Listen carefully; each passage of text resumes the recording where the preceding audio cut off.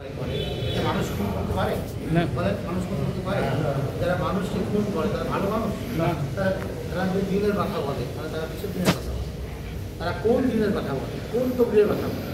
এত আল্লাহ নবী তবলিগের কথা বলে, সাহাবায়ে কেরামের দিনের কথা বলে। সাহাবায়ে কেরামের দিনকে মানুষের খুন করতে শেখে।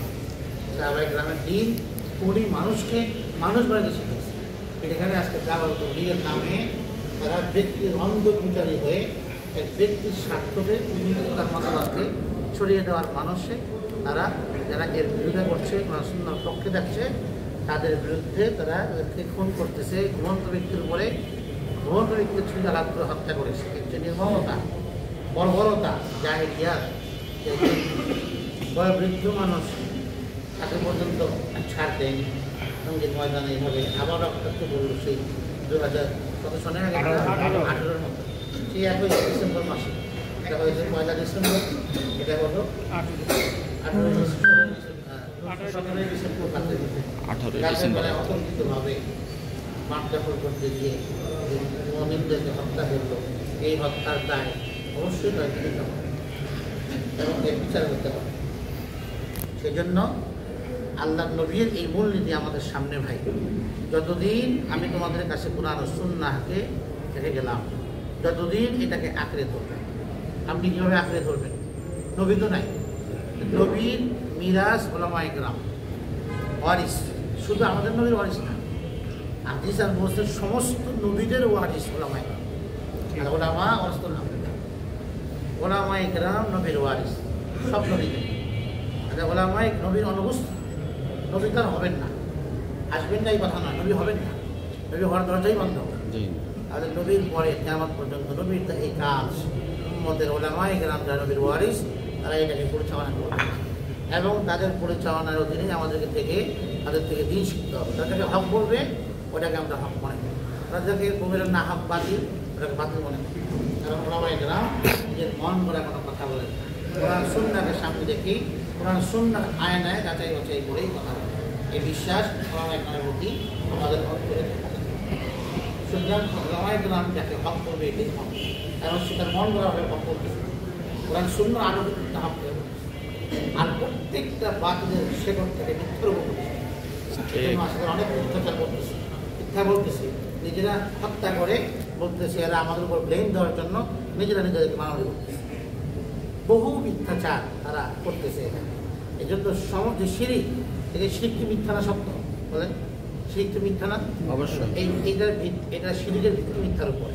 যে রব না তাকে ওরা রব মনে করে পূজা করে, অথচ এই নিজের হাতের বানানো প্রতিমা মূর্তি রব হইতেই পারে। তাহলে তাদের ধর্মটা একটা মিথ্যার উপর প্রতিষ্ঠিত, এটা বাতিল। প্রত্যেক বাতিল এটা মিথ্যার উপর প্রতিষ্ঠিত, এদের সাথে সত্য নাই। এই জন্য আল্লাহ মুসা ইসলামকে বলছেন যে আপনি সত্য দিনের উপর আছেন, বিজয় আপনার।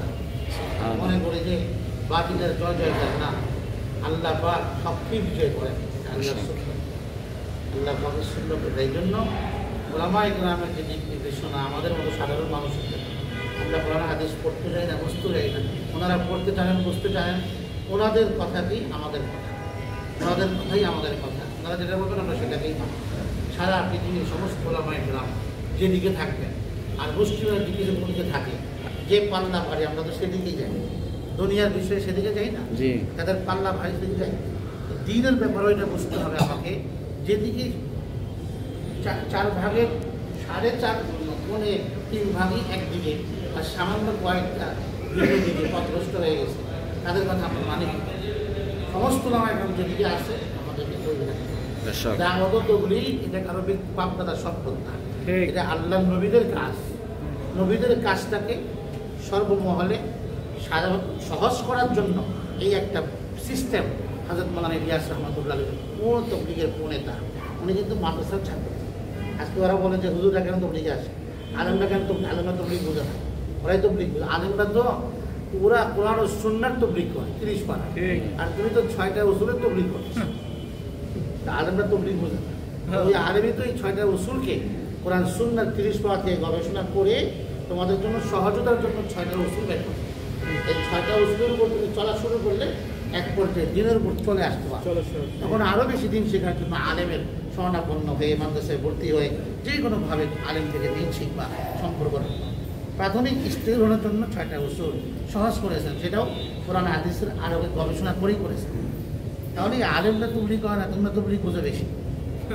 দাওয়াত তবলিগের কাজ এটা আলেমদের থেকে বের হয়ে দারুম দেওবন্দের সন্তান ইলিয়াস রহমাতুল্লাহ যে নকশায় তবলিগ করেছে এটাই আসল তবলিগ। এবং এই কাজ আসলে মনে করতেছে 2 দল মানবদের করতে যুগের মধ্যে করে যাবে, এটা আরেক ভুল কথা। তবলিগ বন্ধ হবে কেন? তবলিগ বন্ধ হবে কেমন কেমন ঠিক তবলিগ বন্ধ হবে কেমন কেন? দাওয়াত আল্লাহর দ্বীনের দাওয়াত যে পর্যন্ত আল্লাহ আল্লাহ বললে ওরা থাকবে কিয়ামত কেমন। আল্লাহ যদি দাওয়াত দিতে হবে না, প্রত্যেকের দায়িত্ব, শুধু তবলিগ ওনাদের দায়িত্ব না, আমার আপনার প্রত্যেক মুসলমানের দায়িত্ব মানুষকে আল্লাহর কাছে দাওয়াত। এটাও একটা সিস্টেম, আপনি একা যান সবাই মিলে যান। এই সিস্টেমটা ফলপ্রসূ বেশি অভিজ্ঞতা প্রমাণিত হয়েছে, যে কারণে আমরা এমন একটা সিস্টেম করে একটা নিজাম করে একটা ব্যবস্থাপনা করে এভাবে কাজ করতে।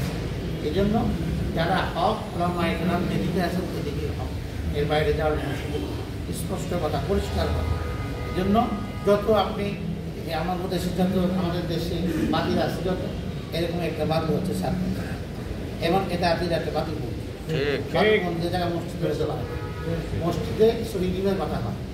এই জন্য এগুলোর আওয়াজ হওয়া দরকার সারা দেশের মধ্যে, নিষিদ্ধ করা, প্রত্যেক মসজিদে এরা যেন কাজ করতে না পারে, এই আওয়াজও আনন্দ করা দরকার। এবং আমরা এখন এই যে দুইটাবাদে এখানে বেশি মুসলিম করে সারা উৎসর ওলামা জনতা এই হত্যাকাণ্ডের বিচারের দাবিতে একটা এখানে ইমানি দায়িত্ব হিসাবে আমরা এখানে প্রতিবাদ সমাবেশ হবে, আপনাদেরকে দাওয়াত দিতেছি। এখানে আপনারা ইমানি দায়িত্ব মনে করেন, দিনের একটু মনে করেন, দুই থেকে এখানে আপনারা সমাবেত হবেন, যাবেন, এটা ইমানি দায়িত্ব। যে দিনকে টিকিয়ে রাখা আমার আপনার সবার দায়িত্ব। এই দিন আল্লাহ রাসূল আমাদের কাছে আমানত দিয়ে গেছে, আমাদের সবার দায়িত্ব। আমার কোনো ভাই যেন গুমরা না হয়, কারো দ্বারা আমার কোনো ভাই যেন ইমানের পথ থেকে চলে না, তাকে ফিরে রাখা তো আমাদের দায়িত্ব। ওই দায়িত্বকে আদায় করার মানসিক এখানে প্রতিবাদ, অন্যায়ের প্রতিবাদে গর্জে ওঠা, এটাও কিন্তু ইমানের বৈশিষ্ট্য। আপনি অন্যায়ের প্রতিবাদ করলে তার চুপ থাকবেন, আপনি ইমানের দাবিকে পূরণ করবেন না। এটা শুধু আমাদের কাজ না, এটা সবার কাজ। এই জন্য তাদের সুযোগ আছে দুইটাবাদে এখানে এই দিনই দায়িত্বটা আঞ্জাম দেওয়ার জন্য যাবেন ইনশাআল্লাহ।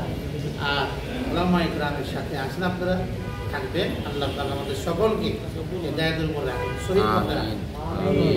সহিহ পথ ছাড়া আমাদের কোনো গতি নেই। আমরা বিভ্রান্তির পথে চলি, আমাদের এই নামাজ রোজা, আমাদের মসজিদে আসা, এগুলো সব নষ্ট হয়ে যায়। মানে ইমান আকীদা কিছু না, ইমান আকীদা হচ্ছে শেকড়, গাছের শেকড়ে আপনার পচন করছে, আমল হচ্ছে ডালপালা শুরু, তো আপনার ডালপালা ঠিক আছে, শেকড়ই নষ্ট। ইমান হচ্ছে শেকড়, আকীদা, চিন্তা, চেতনা, দর্শন, বিশ্বাস, যেটাকে আপনি লালন করেন, এটা হচ্ছে শেকড়। এটা মজবুত থাকবে, আপনার আমল সুন্দর হবে।